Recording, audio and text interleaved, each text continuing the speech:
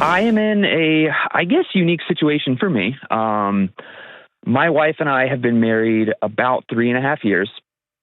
2 years in on the dot. It happened actually the night before our 2-year anniversary. My wife had a little bit of a break, that's to put it lightly, and she ended up having an affair. There was an emotional affair that had gone on for months before that I was very much aware of. And, we would talk about it. It would go away. It would come back up. And then I think it all boiled over in a physical affair with a completely different guy, basically a stranger, the night before our 2-year anniversary. So obviously that blew our lives up. Probably the hardest thing I've ever had to walk through in my life. And that was about 1.5 years ago. But I made the decision of we are going to double down. And at the end of the day, when I go and meet my maker, I want to say we gave it all we had. And man, it's worked really well since then through a combination of friends, family pouring into us, people from church, literal just miracles. I didn't think we'd be here. Our marriage is currently better than it's ever been. However, dude, I feel like a wreck sometimes. Yep. I'm just tired. Yeah. And I think I'm struggling with a lot of trust things that I know in my head I can go a little bit easier, but I just feel like I'm really stepping in and trying to control everything. And I don't know if that's a place out of insecurity. There's always that voice in my head that is like, life is always going to be different. And I think I know that the perspective I have to have is I can't view it as we're trying to fix an old relationship. We have a new one. It's just tough, dude. Yeah. I mean, yeah. Can I ask you a couple of hard questions? Absolutely. So, how often are you driving down the road on the way to work and you're at a stoplight and boom, an image pops into your mind of her with that guy? Honestly, man, almost never. Okay. Well, hold on. Let me keep asking questions. Yeah. How often does she leave, I don't know, something in the sink and you walk by and you go to Insta rage? Like you just find yourself like, oh my gosh, like disproportionately getting mad. I wouldn't say that specific scenario. However, I do frequently have moments where I think normal, like marital stuff will come up and it just flips a switch on me where I'm like, why did I fight for this? Yes. Okay, let me tell you, like, as directly as I can, you're not crazy. I appreciate that. You're not nuts. This is the repairing and rebuilding process. Because here's what's crazy. If you've been married 3.5 years now. Yep. Pulling the affair out, pretend that never happened. You would be having moments where you ask yourself, why did I get married? Sure. Yeah. And people think if they have that thought, if they have a week of that thought, if they are like, why did I do this? Or you run into an ex-girlfriend somewhere and you just wonder like, oh my gosh, she's still beautiful. It's suddenly, you're a bad person. You're not a good person of your faith. Your marriage, you never should have got married. All that is nonsense. That just means you're a person. That means you're a human being. So I want to give you some peace. Those thoughts, why did I even fight for this? I had a chance to get out. With my faith, I had a chance to get out. All my friends and family would have been like, oh, hell yeah, get out of here, dude. And I stuck it out. All of those feelings and thoughts are normal. What matters is, what's the next right move you make? Are you taking actionable steps, both in the thoughts you choose to think, in the thoughts you choose to meditate on, and in the next loving action you take?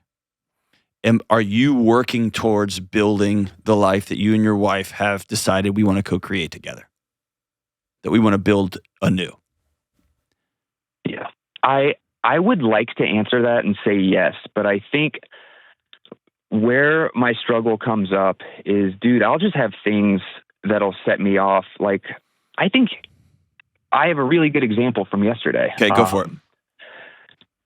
I had a phenomenal day yesterday. Great work day, was super productive, got a lot done. I got a lot of positive feedback from stuff. My wife and I were communicating well the entire day.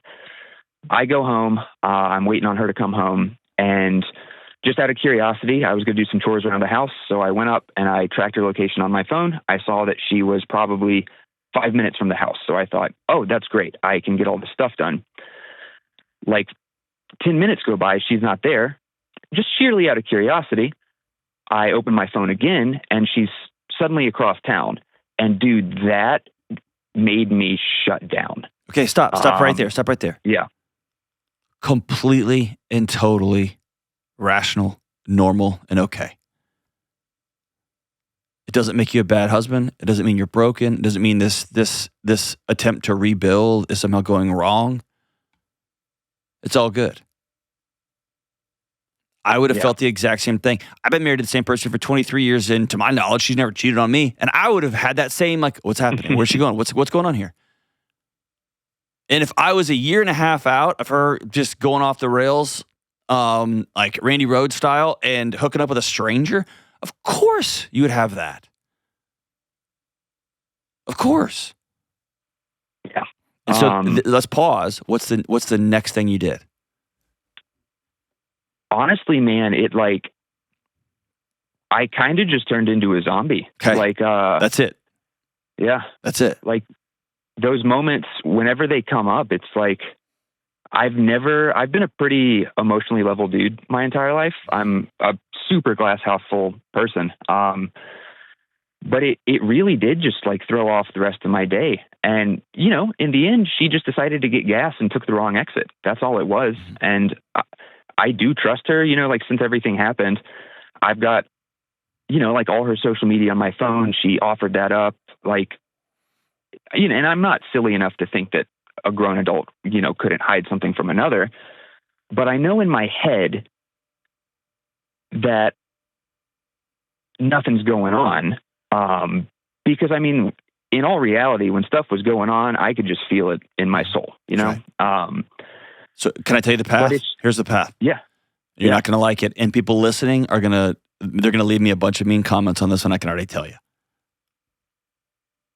Are you ready? Yep. Are you really ready? I hope so. Take her tracking location off your phone. Take her social media off your phone. Because you've got to, at some point, take the training wheels off your bike again and risk falling over. Okay. Because you're a year and a half in, you say you could feel it. You could say you kind of have a sense, you kind of know. But you have to begin to walk uncomfortably again and risk getting hurt that badly again. Or you're just going to turn into a glorified third parent for her. Yeah. And I mean, dude, you hit it on the head right there. I kind of feel this guilt that I am not, how do I say this? I am not able to champion her as my wife because I feel like when I spiral, I have to control everything. That's right. And you have to learn, even the way you describe your day. I was very productive. I got positive feedback. I got this. I got this. What I really want to know who you are, the way I'll really know who you are, is who are you when the workday sucks and your boss says, hey, this report you turned in was awful. ChatGPT could have done this better than you. Get out. I'll talk to you tomorrow. And you drive home and you get a flat tire. And your car's almost out of gas and you barely make it. And then when you get home, your wife's not home. That's going to tell me if you're healed or not. Because you're going to have a bad day and you're going to be frustrated and then you're going to be annoyed. And then I want to know, what do you do next? Yeah, okay. You're right. I don't like that advice, but it's needed and I recognize the wisdom of it. Okay, so here's the thing. I want you to make a big deal of it. Okay. I want you to have some sort of thing with just you and your wife where you show her your phone and you say, I feel like I have become in my soul your dad, and I'm not your dad. I'm your husband. I love you.